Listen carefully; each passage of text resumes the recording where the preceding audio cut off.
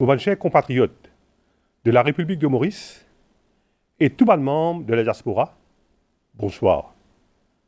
C'est avec immense plaisir que je m'adresse à l'occasion de Noël et Nouvel An. Cette année-là encore, le monde entier peut passer par un moment bien difficile avec Covid-19. Plus de 275 millions de personnes sont infectées et là où 5 millions ont perdu la vie. Malgré toutes les mesures sanitaires et campagnes de vaccination, plusieurs de nos compatriotes trouvent la mort avec Covid. Il est encore plus triste que récemment, il y a aussi des jeunes parmi les mamans qui quittent nous. Et c'est aussi avec beaucoup de tristesse que nous notons la mort de certains de nos frontliners.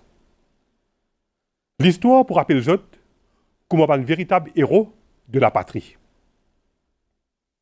Même si nous donnons une période de réjouissance, moi j'ai une pensée spéciale envers toute ma famille qui, dans la souffrance, et me présente toutes vos sympathies. Nous voulons aussi rendre hommage et remercier tous les frontliners qui peuvent donner corps et âme pour assurer notre sécurité. Par votre courage et sens du devoir, tous les jours, je peux sauver la vie de beaucoup de monde. Je tiens à dire un grand merci à eux tous. Je dis à eux courage, le pays, plus qu'ils jamais, besoin dans ce combat-là. Pour mes chers compatriotes, l'année dernière, cette période-là, le monde peut prier qui réussit à développer un vaccin. Heureusement, vers février, dans les temps records, plusieurs pays finissent réussi. Bien vite, le gouvernement finit faire le nécessaire pour nous gagner un vaccin et me tenir à remercier tous les pays amis pour de l'assistance.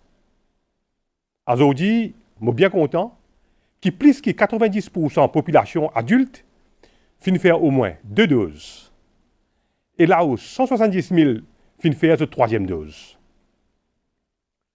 Toute bonne recherche peut montrer qu'il n'est pas plus facile pour nous gagner une immunité collective. Mais le vaccin reste une arme puissante et efficace pour protéger nous et aussi ralentir la propagation Covid. Comment le pape François finit dire être vacciné est un acte d'amour pour soi, pour sa famille, ses amis. Un acte d'amour pour tout le monde. Nous avons un devoir et une responsabilité pour protéger nous, nos enfants et nos familles. Je fais un appel à tout le monde à le faire ce vaccin. Parce que Covid, il y a un ennemi redoutable. Il est partout, il est invisible et il est meurtrier.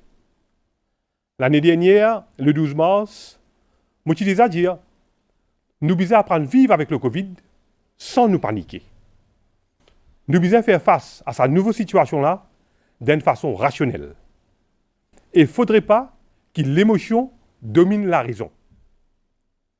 Aujourd'hui, nous obliger sans nos comportements et revoir toutes nos habitudes qui sont capables de représenter un danger pour nous et nos familles. Donc, moi implore chaque citoyen mauricien, continuez à prendre de précautions, respectez toutes les mesures sanitaires et surtout, pas cède au relâchement. Pour mes chers compatriotes, depuis l'année dernière, ban activité économique est paralysée. Nous finissons pas par 2 lockdowns. Tout le monde reconnaît que le pays n'est pas capable de se fermer plus longtemps. À partir du 1er octobre, les frontières finissent réouvertes, les touristes commencent à venir, et nous avons un grand espoir que la situation pourra améliorer. Je suis bien content de constater que les partenaires économiques et l'État peuvent collaborer pleinement. À travers un comité conjoint, finir un progrès dans plusieurs domaines, comme le secteur financier et l'exportation. Il est important que le dialogue continue pour maintenir confiance et sérénité, mais aussi pour réfléchir et planifier le développement de nos pays post-Covid pour le long et moyen terme. Nous, dans le seul bateau, et c'est ensemble que nous sommes capables d'avancer. Un autre secteur qui connaît un grand bouleversement, c'est l'éducation. Protéger la santé, nous, les étudiants, et en même temps permettre de reprendre l'école, peut devenir de plus en plus compliqué. Je salue les élèves, professeurs et parents pour votre compréhension et collaboration face à cette nouvelle réalité-là. Malgré tout un obstacle, les réconfortants notés que les résultats SI et HSI pas fin affectés. Ensemble, nous pouvons aussi réfléchir le modèle qui pourra assurer que l'apprentissage et la formation de nos jeunes citoyens de demain poursuivent d'une manière soutenue pour ce plein épanouissement. Avec remote et self-learning, je souhaitais que les parents impliquent encore plus dans l'éducation de leurs enfants. Vous épaule les professeurs qui pourraient agir plus comme guide et mentor. L'éducation est une priorité de nos pays. Et me demande tous nos jeunes restent concentrés et fixés leurs objectifs.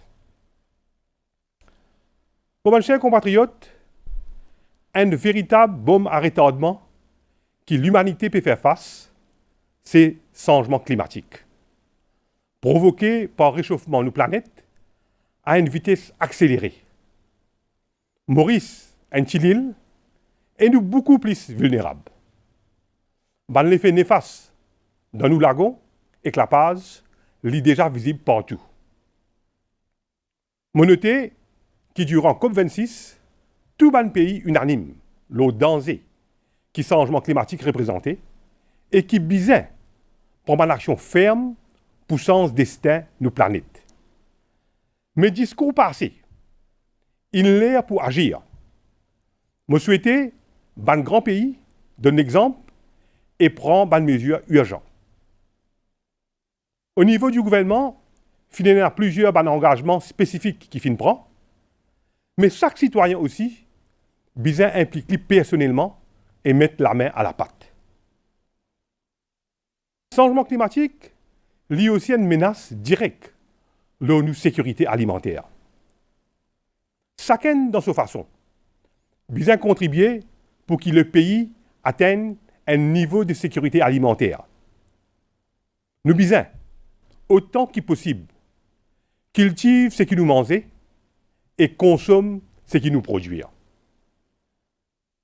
Les plus qu'ils amènent important, qui nous respectent maman la terre, arrête de polluer et détruire, mais plutôt protéger, embellir et recycler. Bon, mes chers compatriotes, nous tous d'accord et reconnaître qu'il est le Maurice, un pays qui fait bon vivre.